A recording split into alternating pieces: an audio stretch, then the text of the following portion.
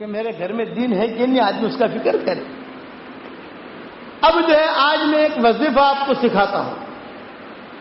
حدیث شریف میں آتا ہے جمعہ کی نماز کے بعد کوئی آدمی، آج جمعہ کا دن ہے، اس کے لیے یہ حدیث بیان کرتا ہوں اور اسے اپنی زندگی میں داخل کر لو۔ ہر جمعہ کے دن آپ کو عمل کرنا ہے اسے۔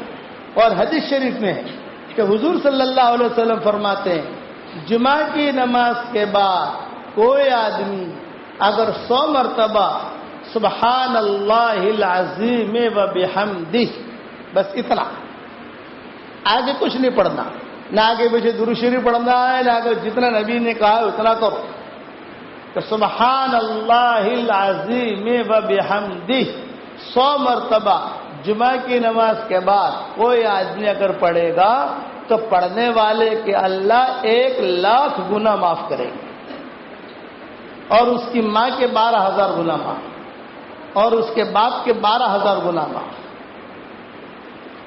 یہ حدیث شریف میں آتا ہے۔ جمعہ کی نماز کے بعد فوراً نہ پڑھ سکو، کوئی حرج کی بات نہیں، عصر تک پورا کر لو۔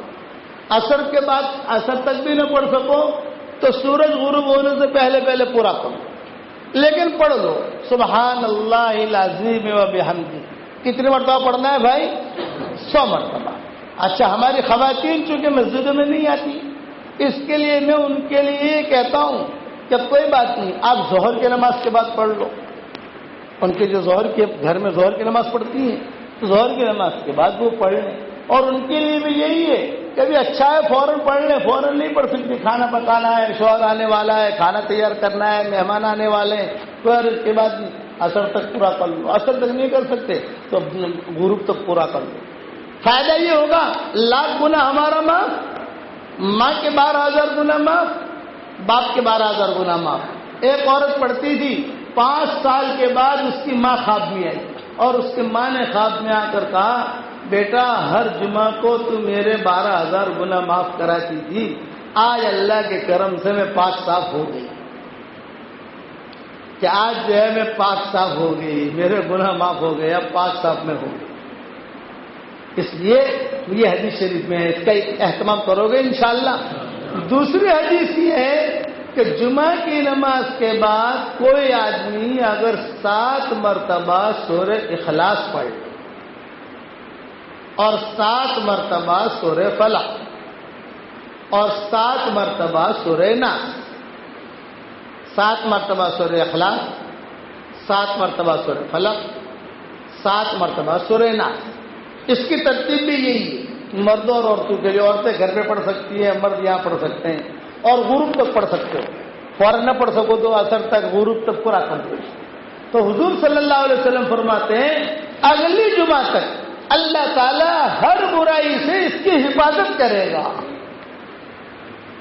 ایکسیڈنٹ سے حفاظت، بری بیماری سے حفاظت، برے حالات سے حفاظت، لڑائی سے حفاظت، دنگے سے حفاظت کرو گے انشاءاللہ۔ یہ نبوی نسخے ہیں، یہ کہ باپو کا تعویذ نہیں ہے، کہ باپو تعویذ دے گا نا تو یہ کہ باپو کا تعویذ نہیں ہے، یہ بڑے نبی کی بڑی باتیں ہیں۔ اب حوالے اس کے علماء جو ہیں یہ میری کتابوں میں دیکھ لیں، جو میں نے کتابیں لکھی ہیں، کہیں نہ کہیں آپ کو حوالہ مل جائے گا اس کا۔ اور میں جو ہمارا واٹس ایپ پر سبق آتا ہے ہر جمعہ کو میں یاد دہانی کراتا ہوں واٹس ایپ کے اوپر کہ دیکھو یہ پڑھنا بھولنا مت، مسلمان اگر اس کی پابندی کرے گا تو اگلے جمعہ تک تو اللہ کی حفاظت میں آ گیا، پھر جمعہ آیا پھر پڑھ لیا، اگلے جمعہ تک آ گیا۔ یعنی نبی کی باتوں پر ہم عمل کریں گے۔ اچھا یہ تو ہوا جمعہ کا حساب کتاب، لیکن ہر فرض نماز کے بعد اگر کوئی آدمی آیت الکرسی پڑھنے کا اہتمام کر لے، ہر فرض نماز کے بعد آیت الکرسی آدمی پڑھ لے، تو حضور صلی اللہ علیہ وسلم فرماتے ہیں دوسری نماز تک وہ اللہ کی حفاظت میں آ گیا۔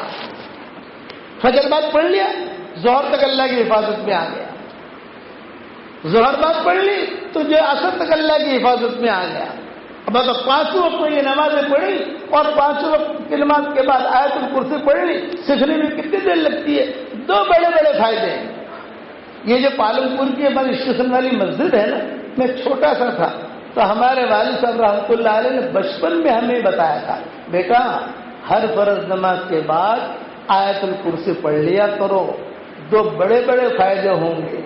ایک فائدہ یہ ہوگا کہ 24 گھنٹے ہم اللہ کی حفاظت میں رہیں گے. ایک بات. دوسرا فائدہ یہ ہوگا کہ مرتے ہی سیدھا جنت. حدیث شریف میں آتا ہے کہ ہر فرض نماز کے بعد آیت الکرسی اگر کوئی پڑھ لے تو جنت کے درمیان اور اس آدمی کے درمیان خالی موت حائل ہے. مرا سیدھا جنت. کتنی بڑی فضیلت ہے. تو یہ چیزیں سیکھنے جیسی. ادھر ادھر کی چیزیں فیس بک سیکھو اور سارا یہ دھمال سیکھو. یہ چیزیں سیکھو نا جو قرآن حدیث کی ہے. پڑھو گے انشاءاللہ بھائی, اس کا اہتمام ہو. ہر فرض نماز کے بعد آیت الکرسی پڑھنے کا اہتمام کرو اور یقین کے ساتھ میں نے آیت الکرسی پڑھ لی, اللہ کی حفاظت میں آ گیا. فجر کی نماز پڑھ لی, من صلی الصبح فهو فی ذمۃ اللہ. فجر کی نماز پڑھ لی تو وہ اللہ کی حفاظت میں آ گیا. اللہ کہتے ہیں کہ اس نے نماز پڑھ لی فجر کی, یہ میری حفاظت میں آ گیا. اور اللہ کی حفاظت میں جو آ جاتا ہے تو اللہ تعالیٰ اس کی پوری حفاظت کرتا ہے. اور گھر سے نکلو, جب بھی گھر سے نکلو ایک دعا کر کے نکلو, اے اللہ میرے بیوی بچے تیری حفاظت میں. بس. تو جو چیز اللہ کی حفاظت میں دی جاتی ہے تو اللہ کو غیرت آتی ہے. اللہ کہتے ہیں کہ مجھے کوئی چیز حفاظت کے لیے دے پھر میں اس کی حفاظت نہ کروں, یہ کبھی بھی نہیں ہو سکتا. اس کے لیے اللہ کو حفاظت دی جائے. اس لیے حدیث میں آتا ہے کہ گھر سے نکلے تو بسم اللہ علی نفسی و دینی و اہلی و مالی. اے اللہ میں میرے نفس پر بسم اللہ پڑھتا ہوں, میرے گھر والوں پر بسم اللہ پڑھتا ہوں, میرے مال پر بسم اللہ پڑھتا ہوں, میری اولاد پر بسم اللہ پڑھتا ہوں. جائے جملہ کا تو سارے کے سارے اس کے بچے, اس کی دکان اللہ کی حفاظت میں آ گئے.